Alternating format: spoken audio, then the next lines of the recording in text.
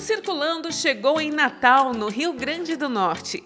Localizado no nordeste do nosso Brasil, conhecido por suas belas praias e clima tropical, é o destino de muitos turistas.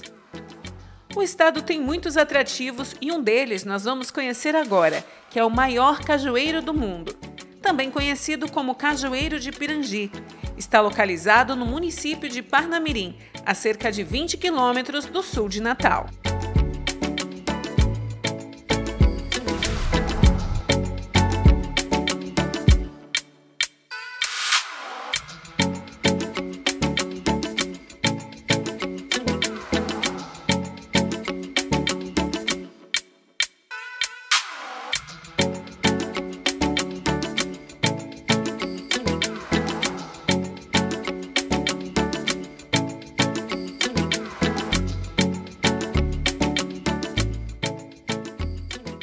O cajueiro é uma planta nativa, nativa da região nordeste e norte do país. Ele se adapta bastante nesse clima aí favorável, área tropical, E ele gosta da terra arenosa, Aqui era só duna com muita vegetação nativa, que inclui os cajueiros também. A partir desses 5 galhos da base, a partir deles que formou isso tudo. É um processo conhecido na botânica como geotropismo.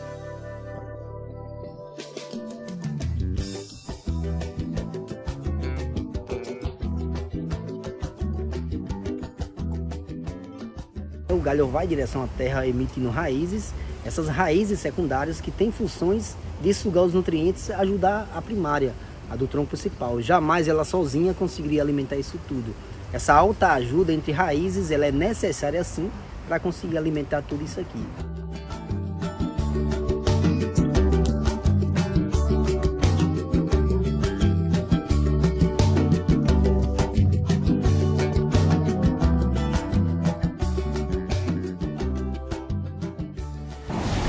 Agora nós vamos subir o mirante, onde nós vamos ver lá de cima como que é esse cajueiro. A gente vai ver a copa do cajueiro, vai ser bem legal, vamos lá. Daqui de cima a gente tem uma vista privilegiada da copa do cajueiro, que é enorme. Cobre aproximadamente 9.000 metros quadrados, proporcionando sombra e abrigo para quem vem visitar o maior cajueiro do mundo.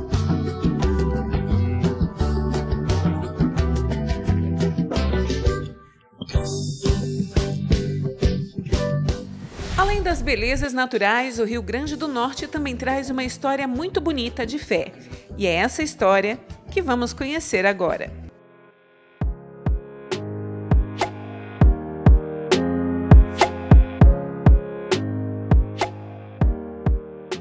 E este relato de fé e confiança se passa no município de Canguaretama, em 1645, no engenho de Cunhaú.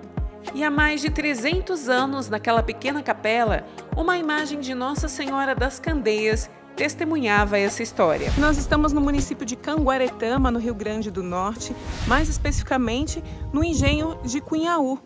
Você vê aqui o engenho, as casas antigas lá do século XVII, e foi aqui que o padre André de Soveral foi martirizado, mais especificamente dentro dessa capelinha aqui, a capela dedicada a Nossa Senhora das Candeias.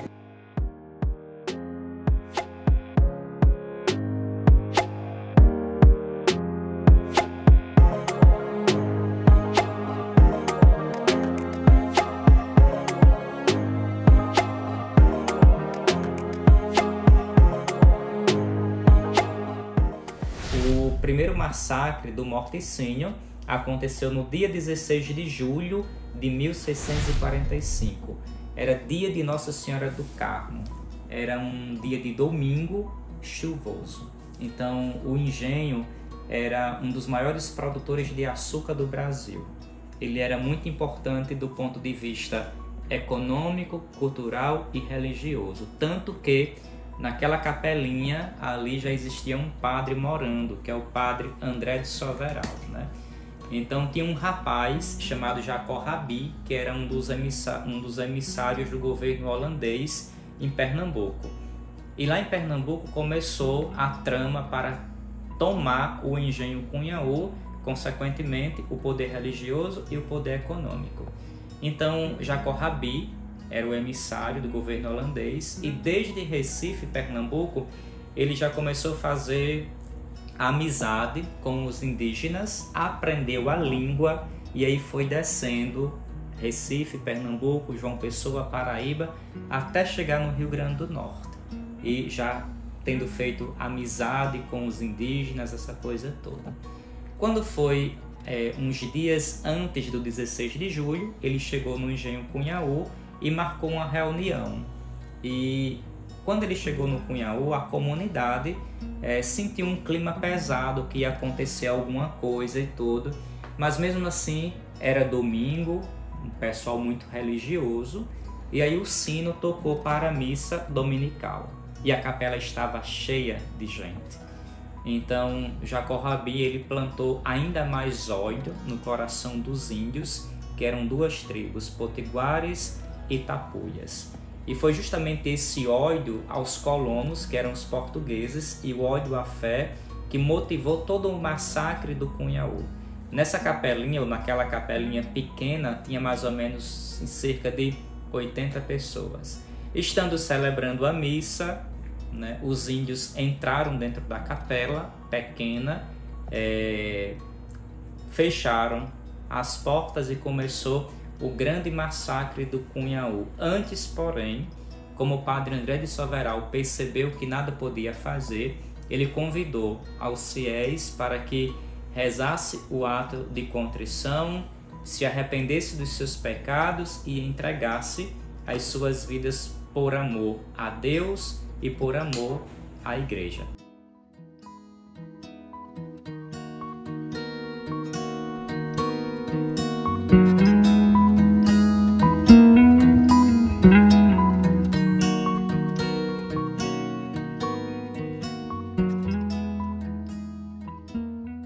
Mostra pra gente, padre, conta um pouquinho pra gente sobre esta imagem. Então, essa imagem é a imagem de Nossa Senhora das Candeias, é uma imagem muito importante, talvez a imagem mais importante que a gente tem aqui na paróquia, porque essa imagem ela foi a testemunha ocular do morticínio. No dia que aconteceu o morticínio, em 16 de julho de 1645, ela estava lá, porque a capela do Engenho Cunhaú é dedicada a Nossa Senhora das Candeias. Então, para a gente, é um verdadeiro tesouro, é uma verdadeira joia ter essa relíquia que tudo viu e que tudo assistiu e que com certeza acolheu a alma daqueles devotos, filhos dela, que foram sacrificados ali naquela capela. É uma imagem muito preciosa, tombada pelo IPHAN, né, pela preciosidade e história que ela contém.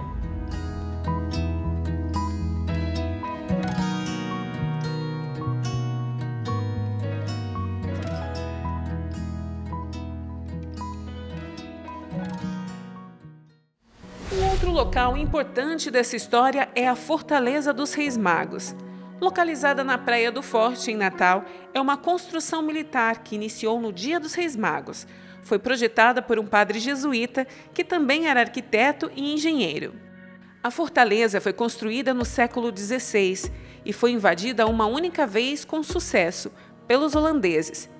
Este período da invasão holandesa aconteceu entre 1633 e 1654.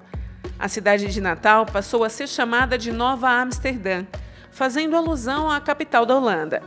Foi também neste período que alguns fiéis católicos de Cunhaú foram pedir abrigo na fortaleza.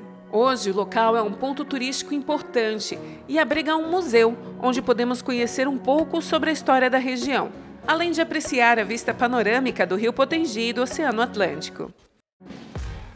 Estamos aqui na capela. Era aqui onde o padre jesuíta Gaspar de Sampere celebrava sua missa. Ele foi padre e arquiteto de toda a fortaleza. Em cima da capela, observamos que tem uma escada, era onde ficava o paiol de pólvora. Mas por que em cima da capela? Né? Por dois motivos. O primeiro é que a fortaleza é marítima, ela foi construída em cima de recifes, essas pedras do mar. O piso dela fica úmido, molhado, principalmente à noite. Se a pólvora ficasse no chão, seria estragada. E naquela época a pólvora era uma coisa valiosa. o invasor invadindo a fortaleza e fosse procurar a prova para roubar, ele não ia imaginar que ela ficava guardada em um local sagrado, em cima de uma capela. Temos aqui as imagens dos 3 Reis Magos, não são as originais. As originais também ficavam aqui, era de madeira. As últimas originais que vieram para cá vieram em 1752. Hoje elas estão localizadas na Igreja de Santos Reis, no bairro mais próximo da Fortaleza. O bairro de mesmo nome, bairro de Santos Reis. Eles são copadroeiros da cidade do Natal. Dia 6 de janeiro, dia de Santos Reis, é feriado de Natal, dia dos 3 Reis Magos.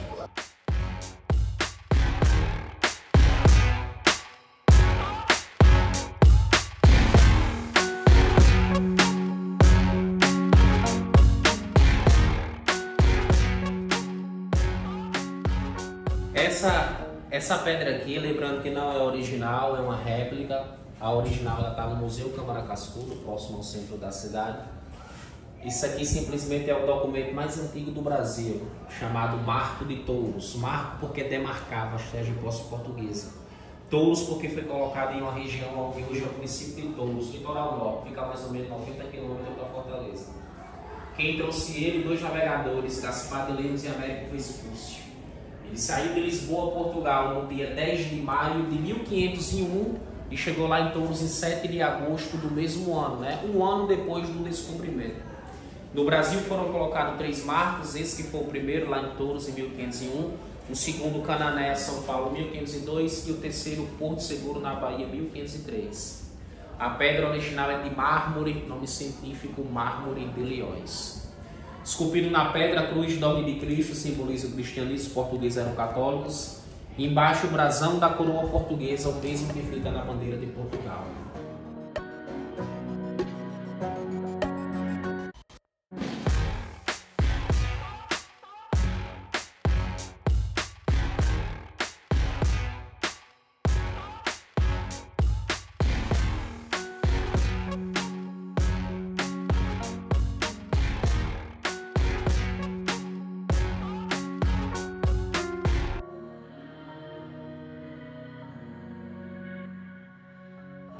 E continuamos circulando o Rio Grande do Norte para conhecer melhor essa história de fé. Localizada a 17 quilômetros de Natal, a cidade de São Gonçalo do Amarante abriga o santuário dedicado aos primeiros mártires do Brasil. Foi para essa comunidade, chamada Uruaçu, que os fiéis foram trazidos do Forte dos Reis Magos e martirizados no dia 3 de outubro de 1645.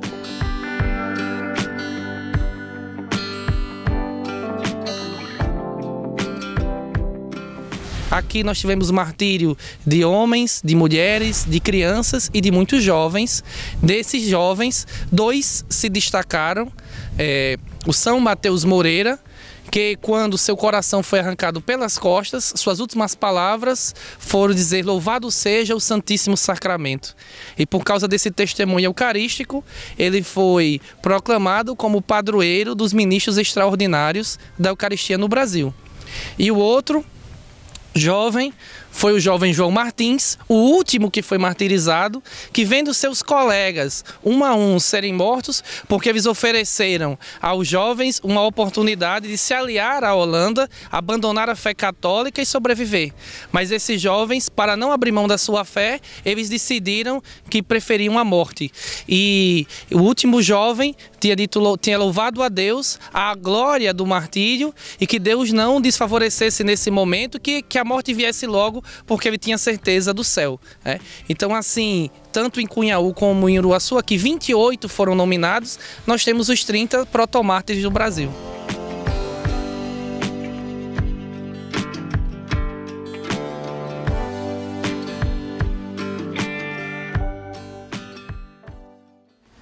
E aos 15 de outubro de 2018, Papa Francisco canonizou os padres André de Soveral e Ambrósio Francisco Ferro, além do leigo Mateus Moreira e seus companheiros mártires. A data litúrgica escolhida para celebrar os Santos Mártires do Brasil foi dia 3 de outubro. E é neste dia que a cidade de São Gonçalo do Amarante recebe milhares de fiéis, que vêm manifestar a sua fé e pedir a intercessão dos primeiros mártires do Brasil.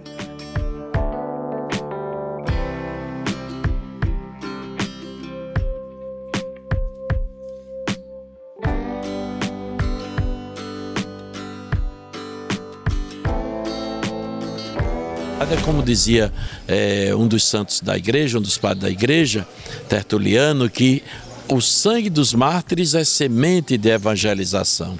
Então, nós temos esse patrimônio. A Igreja do Brasil tem esse patrimônio. 150 santos, destes nominados 30. Nós não podemos, digamos, perder esse horizonte tão forte, tão, digamos assim, que mexe por dentro do nosso coração, que mexe por dentro da nossa fé, que emociona, que faz a gente, então, viver esse tempo da festa como um tempo de graça especial, como se fosse uma espécie de teofania, que é isso realmente que a gente sente aqui.